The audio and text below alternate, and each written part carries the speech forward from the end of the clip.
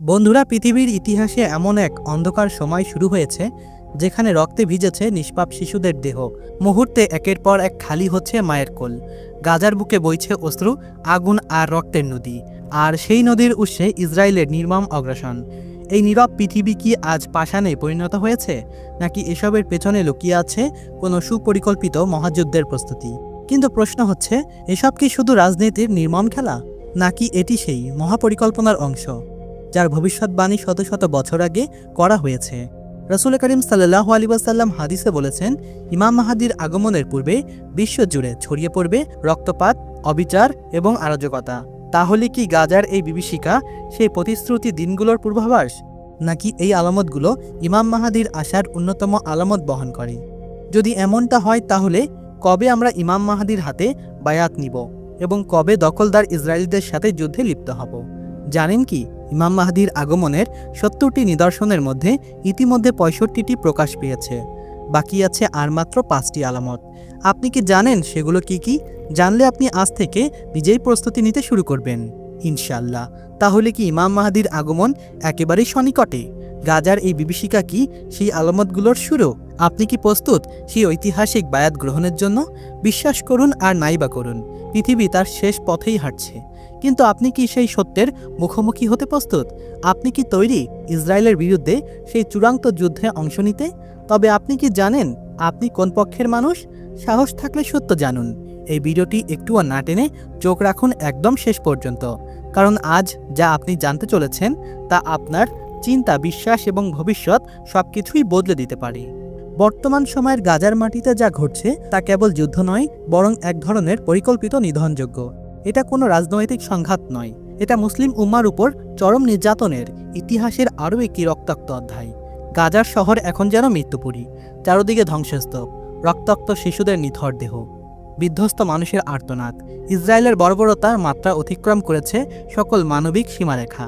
বোমা বর্ষণে ধ্বংস হয়ে গেছে হাজার হাজার ঘরবাড়ি। শিশুদের স্কুলেও রেহাই দেয়নি তারা। হাসপাতাল, মসজিদ, রিলিফ ক্যাম্প সবকিছুই ধ্বংস করে ফেলেছে। ইউএনের প্রতিবেদন অনুযায়ী শত শত শিশু নিহত হয়েছে, হাজার হাজার মানুষ আহত হয়েছে। কিন্তু বিশ্ব নীরব। বিশ্বের মোড়ল রাষ্ট্রগুলো চোখ বন্ধ করে রেখেছে।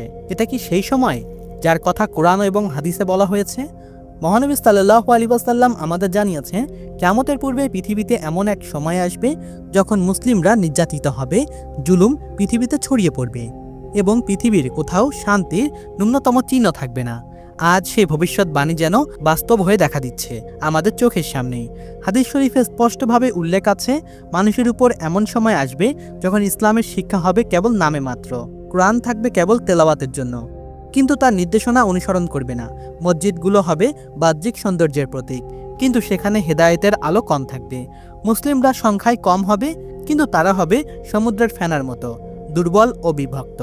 যদি আমরা লক্ষ্য করি, বর্তমান পৃথিবীর দিকে তাকালে দেখতে পারবো মুসলিম দেশগুলো রক্তাক্ত।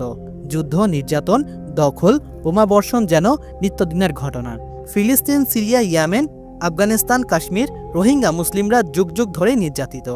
মুসলমানদের মাঝে ভ্রাতৃত্ব, ঐক্য, সহানুভূতিশীল কমে যাচ্ছে।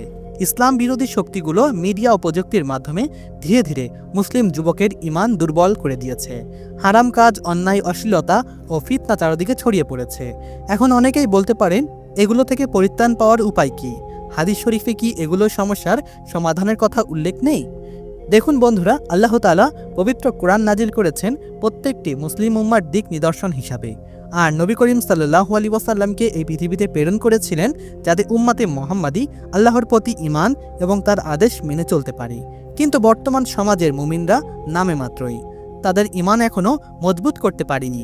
বিভিন্ন ফতোয়া এবং কিতাবে বলা হয়েছে এক মুমিন অপর মুমিনের ভাই, কিন্তু বর্তমান প্রেক্ষাপটের দিকে তাকালে আমরা বুঝতে পারবো একজন মুমিন অত্যাচারিত হচ্ছে আর একজন মুমিন তার মোবাইলে ভিডিও ধারণ করছে। নাউজুবিল্লাহ। তাহলে কিভাবে আপনি বলবেন এক মুমিন আর এক মুমিনের ভাই?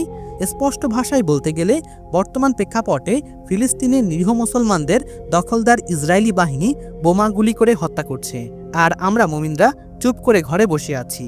আমাদের কি দায়িত্ব নয় তাদেরকে রক্ষা করার? এখন এই মুমিন বান্দাদের ভেতর থেকে অনেকেই বলবে, আমরা তো অনেক দূরে বসবাস করি, কিভাবে আমরা ফিলিস্তিনের নির্যাতন মানুষদের রক্ষা করব? আমরা তো হাতের নাগালে নই।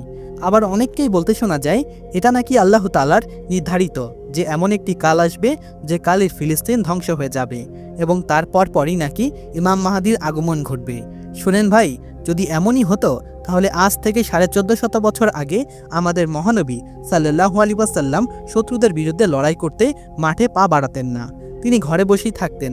কেননা তার দোয়া এতটাই বরকত ছিল যে আল্লাহ তাআলা তার দোয়ার সঙ্গে সঙ্গেই কবুল করতেন। কিন্তু না, তিনি যুদ্ধ করেছেন এবং অনেক জালিমদেরকে ধূলিসাৎ করেছেন ইসলামের পতাকাকে বুলন্দ করার জন্য। অন্যদিকে লক্ষ্য করলে আমরা দেখতে পারবো বিশ্বের শক্তিধর রাষ্ট্রগুলো যারা নিজেদের সত্য, উন্নত এবং মানবাধিকারের রক্ষক বলে পরিচয় দেয়, তারা আজ অবাক করা ভাবে নীরবে দর্শকে পরিণত হয়েছে। যে রাষ্ট্রগুলো বিশ্ব শান্তির প্রতিষ্ঠার কথা বলে, কোটি কোটি ডলার ব্যয় করে, যুদ্ধের বিরুদ্ধে প্রচারণা চালায়, সেই রাষ্ট্রগুলোই আজ নির্যাতিত, নিপীড়িত মুসলিমদের কান্না চিৎকার শুনেও নিশ্চুপ। ফিলিস্তিনের শিশুদের রক্তরঞ্জিত রাস্তা দেখেও তাদের বিবেক জাগে না। হযরত মুহাম্মদ সাল্লাল্লাহু আলাইহি ওয়াসাল্লাম স্পষ্টভাবেই বলেছেন, এক সময় আসবে যখন পুরো দুনিয়া একত্রিত হয়ে মুসলিমদের উপরে হামলা চালাবে, ঠিক যেমন লোকেরা খাবারের থালায় নিয়ে ঝাঁপিয়ে পড়বে। আজ সেই দৃশ্য আমাদের চোখের সামনে স্পষ্ট। মুসলিমরা বিভক্ত, দুর্বল, নির্যাতিত। শক্তিধর দেশগুলোর ক্ষমতার মোহে অন্ধ। শক্তির বুলি কেবল মুখে, কাজে নয়। যদিও অনেকেই বলছে এগুলো নাকি কিয়ামতের অন্যতম আলামত। কেননা কারণ বর্তমানের পরিস্থিতি নাকি ইমাম মাহাদি এবং দাজ্জালের আবির্ভাবের ইঙ্গিত প্রদান করছে। হাদিসে বলা আছে, যখন পৃথিবী জুড়ে ফিতনা ছড়িয়ে পড়বে, নির্যাতিত হবে মুসলিমরা, তখন আল্লাহ তাআলা পাঠাবেন ইমাম মাহাদি আসসালাতু ওয়াসসালামকে। খুরাসানের পূর্ব দিক থেকে কালো পতাকাবাহী এক দলের সাথে ইমাম মাহাদির আগমন ঘটাবেন। তিনি পৃথিবীতে এসে ন্যায় বিচার প্রতিষ্ঠা করবেন এবং দাজ্জালের বিরুদ্ধে নেতৃত্ব দিবেন। তার হাত ধরে মুসলিমরা আবার ঐক্যবদ্ধ হবে।